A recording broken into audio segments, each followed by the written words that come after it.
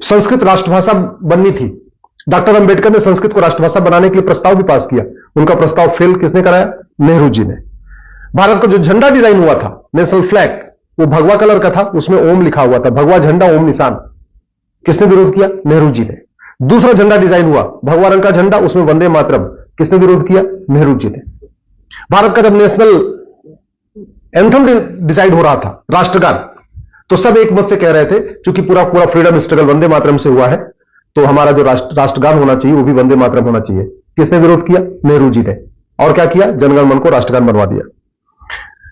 जब देश के नाम की बात आई तो ये हुआ, भाई भारत है तो भारतीय होना चाहिए, लेकिन India that is Bharat, Bharat का नाम इंडिया भी रखवा दिया। किसने?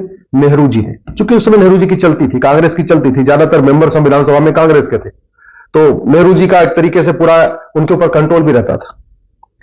आर्टिकल 35 है, किसने जुड़वाया संविधान में? नेहरू जी ने। नतीजा क्या हुआ? कश्मीर के जो हिंदू थे वो थर्ड क्लास सिटीजन हो गए। आर्टिकल 370 संविधान में किसने जुड़वाया? नेहरू जी ने। नतीजा क्या हुआ?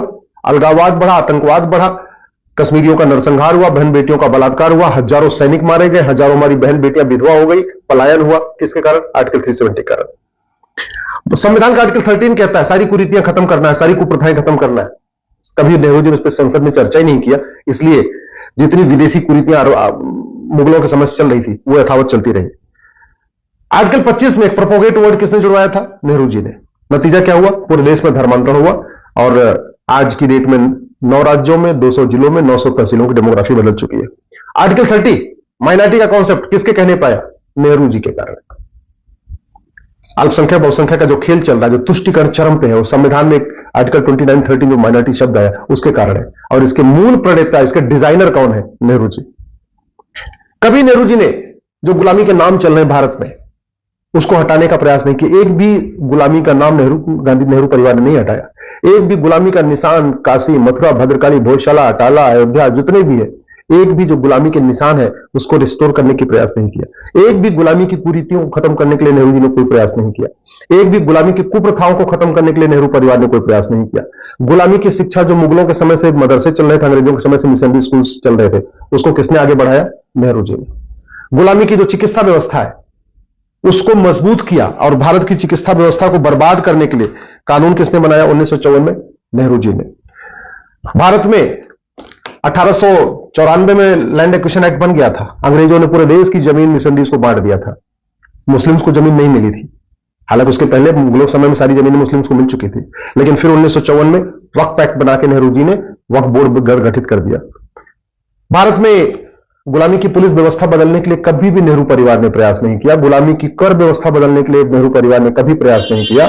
गुलामी की प्रशासनिक व्यवस्था बदलने के लिए कोई प्रयास नहीं किया। गुलामी की व्यापार व्यवस्था बदलने के लिए कोई प्रयास नहीं किया। गुलामी की नागरिक व्यवस्था बदलने के लिए कोई प्रयास नहीं किया। अंग्रेजों का जो कानून चल रहा था उसमें एक भी कानून खत्म करने के लिए कोई प्रयास नहीं किया। हां, यह किया कि चीन को, भारत की जो परमानेंट मेंबरशिप चीन को, भारत को मिल रही थी, उसको चीन को दे दिया। चीन को जमीन भी दान दे दिया, पाकिस्तान को भी जमीन दान में दे दिया, वर्मा को भी जमीन दान में दे दिया, लंका को भी जमीन दान में दे दिया। अपना नाम ऊपर करने के लिए जमीन दान करते रहे भारत की। 1975 में उनकी बेटी ने इमरजेंसी लगा दिया। 1976 में संविधान का जो बेसिक स्ट्रक्चर है वो बदल दिया। जो संविधान का प्रियम्बल है ना, उसको संविधान का बेसिक स्ट्रक्चर कहते हैं। लेकिन 1976 में इमरजेंसी के दौरान जब लोकसभा का टेन्योर पूरा हो गया था, तो संविधान का बेसिक स्ट्रक्चर, जिसको प्रियम्बल कहते हैं, उसमें बदलाव कर दिया, उसमें 2-3 नए शब्द जोड़ दिए। 1984 में अलीगढ़ को माइनॉरिटी यूनिवर्सिटी का दर्जा दे दिया। ये पहली बार हुआ था कि भारत में किसी यूनिवर्सिटी को माइनॉरिटी डिक्लेयर किया गया था, और यह काम इंदिरा जी ने किया था। 1985 में राजीव गांधी ने सिटीजनशिप एक्ट में एक सेक्शन 6 से जोड़ दिया। सिटीजनशिप एक्ट में सेक्शन 6 से जोड़ा और जोड़ के असम में लगभग 60 लाख बांग्लादेशियों को भारत की नागरिकता दे दी। याद रखिएगा, 1985 में, जब 1984 में जो चुनाव हुआ, उस समय राजीव गांधी जी को 404 सीट मिली थी, और अगले ही साल 1985 में सिटीजनशिप एक्ट में सेक्शन 6 से जोड़ दिया और असम में लगभग 60 लाख बांग्लादेशियों को नागरिकता प्रदान कर दिया। साबानो का फैसला आया, उसके अगले ही साल 1986 में अपने 404 सीट का उपयोग किया और सुप्रीम कोर्ट का फैसला पलट दिया।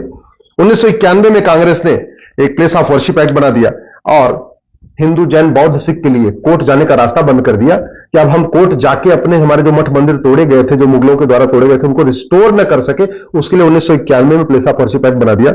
हिंदुओं को आपस में बांटने के लिए, हिंदुओं को, हिंदू जैन बौद्ध सिख को आपस में बांटने के लिए और मुस्लिम और क्रिश्चियंस को विशेष फायदा पहुंचाने के लिए 1992 में माइनॉरिटी कमीशन एक्ट बना दिया।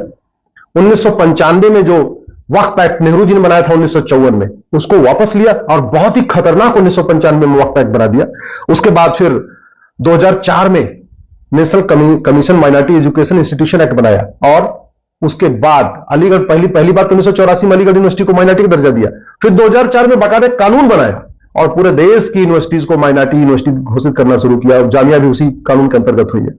2010 में कानून बनाया एफसीआरए। उसका मूल उद्देश्य था कि जो भारत विरोधी शक्तियां हैं, माओवादी, नक्सली, अलगाववादी, कट्टरपंथी, जिहादी नेता, अभिनेता, लेखक, बुद्धिजीवी, पत्रकार, कलमकार जो भी देश के खिलाफ करते हैं, उनके एनजीओ को बढ़िया फंडिंग होती रहे विदेशों से, उसके लिए 2010 में एफसीआरए बना दिया।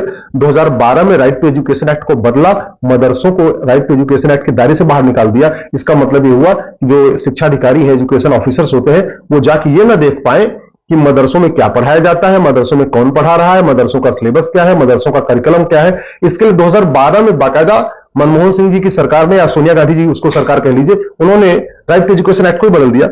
2013 में वक्फ एक्ट को असीमित शक्ति दे दिया।